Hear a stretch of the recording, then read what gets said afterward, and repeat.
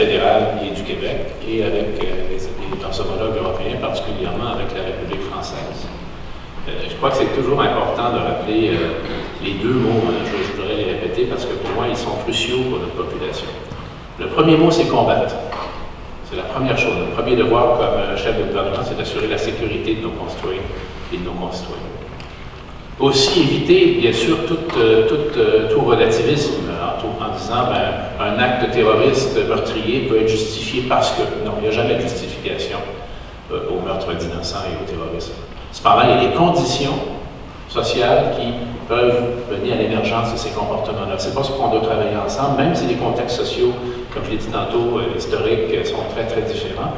Il faut apprendre de chacun. Comment est-ce qu'on fait en sorte que tout le monde se sente inclus dans la société et que personne n'ait l'esprit à se tourner vers le faux mirage. C'est un pléonasme, le mirage du radicalisme pour s'en sortir et progresser dans la vie.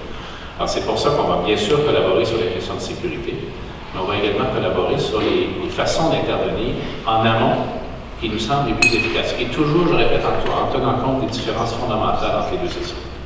Et justement, en fonction de l'échange de renseignements qui serait nominatif, est-ce qu'il n'y a pas un problème, par exemple, de droits de la personne, sur la protection de la vie privée, à échanger des renseignements avec un autre pays? Je vous garde des renseignements, parce que souvent ce sont des gens qui, oui, peuvent être ciblés par les services de sécurité, mais qui dans les faits, n'ont pas de procès judiciaire, n'ont jamais été arrêtés, quoi que ce soit. C'est pour ça qu'on est dans les sociétés de droit et que tous ces mécanismes sont encadrés par nos constitutions, nos lois.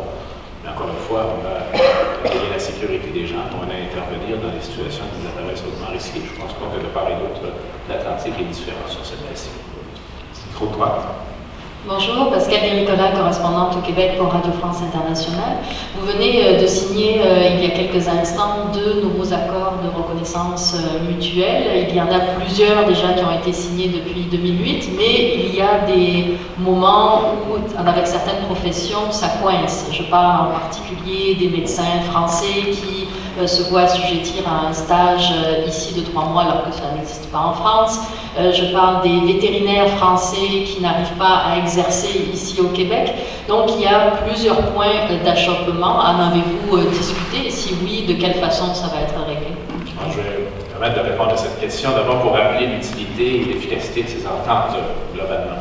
Maintenant, vous avez à juste titre pointé 2 situations et elles sont différentes. D'abord avec les médecins. Il y a eu, oui, quelques résistances, mais on a amené maintenant les médecins à travailler de façon constructive et avancée. D'ailleurs, il y a déjà des médecins qui sont chez nous et on veut que ce soit le cas. D'ailleurs, en passant, nos populations ne comprendraient pas pourquoi c'est si compliqué de faire en sorte qu'un médecin français formé en France soit reconnu compétent au Québec. Je pense que là, il y a un bon sens de la population qui est notre meilleur allié. Donc, je crois que du côté des médecins, on va aller vers vraiment une amélioration de la situation. Je suis cependant vraiment pas heureux de la situation de la médecine vétérinaire. Je tiens à le dire, en tout respect pour l'ordre professionnel qui est indépendant. Là non plus, je ne comprends pas la situation. Il faudra qu'on la clarifie et qu'on aille plus loin.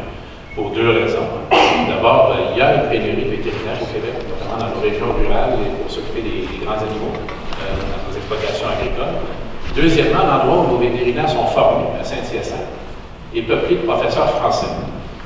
Alors, de présenter la chose de cette façon amène la population à se demander, comme vous dites, diantre, pourquoi c'est si compliqué de faire en sorte que les médecins vétérinaires puissent également pratiquer leur profession. Moi, j'appelle les médecins vétérinaires à beaucoup plus d'ouverture et de collaboration. On est là pour aider, on est là pour faciliter les choses. Mais je crois que de ce côté-là, il faut reconnaître qu'il y a un pépin qui persiste et ça ne rend pas heureux. Et on va continuer de travailler avec les professions, les hommes professionnels là-dessus. Merci. Micro gauche. Yvette Gratte de Radio-Canada. Ma question s'adresse au Premier ministre. Vous parlez là, de prévention de la radicalisation. M. Valls a dit trouver des solutions concrètes. Alors, concrètement, qu'est-ce que cette signature-là va changer? Je peux peut-être donner quelques exemples de ce qu'on fait chez nous, puis M. Valls pourra parler de ce qui est fait en France, parce qu'on veut apprendre les uns des autres. Alors, par exemple, on a assisté au Québec au cours des derniers mois à des situations dans les institutions d'enseignement, nos collèges. Alors, on déploie maintenant des intervenants dans certains collèges où il y a une population qui semble plus à risque, de façon à intervenir et identifier les gens le plus précocement possible.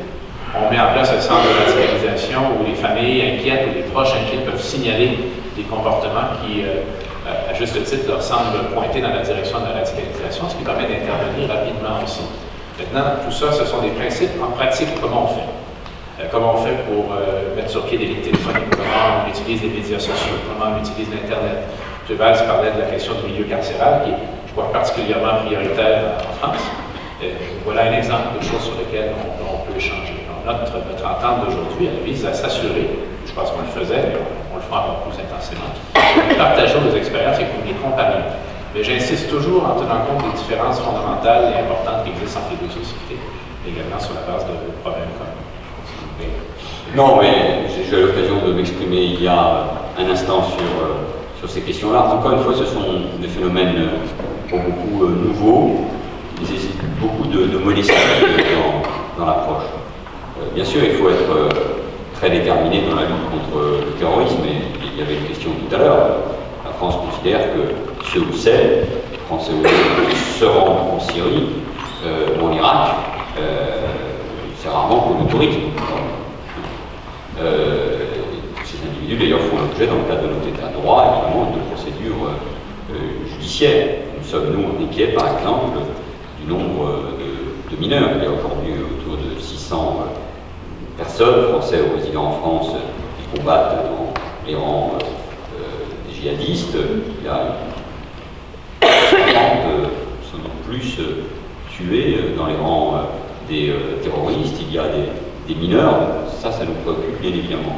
Et comment lutter contre ces phénomènes de radicalisation qui sont par ailleurs très rapides, avec par ailleurs volonté de la part de Daesh, de l'État islamique, de radicaliser très vite un certain nombre d'individus pour qu'ils passent à l'acte dans nos propres pays. C'est ça qui doit nous importer. Et dans le colloque qui va avoir lieu ici à Québec, il y a la question d'Internet, un des sujets majeurs que nous avons déjà eu l'occasion d'aborder avec mon ministre de l'Intérieur, Bernard Cazeneuve, mais aussi avec Celle Le Maire, avec les grands opérateurs américains.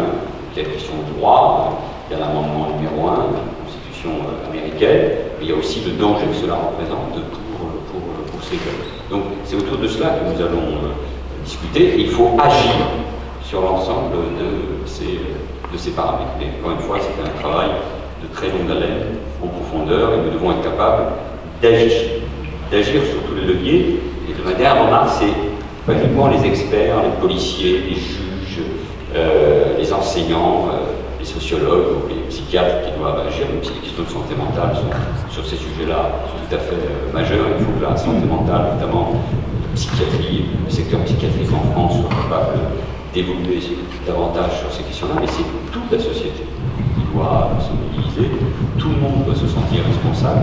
Je dirais que ça ne n'énerve aucune famille, quel que soit le lieu des origines, n'est à l'abri. Tant la radicalisation sur Internet aujourd'hui se joue des frontières politiques, religieuses ou sociales. Ceci met donc fin à la période de questions. Excuse, on a passé le temps qui était imparti, en fait on l'a dépassé. On va procéder maintenant à une photo officielle avec le ministre, les parlementaires français, le roi, le consul général de France,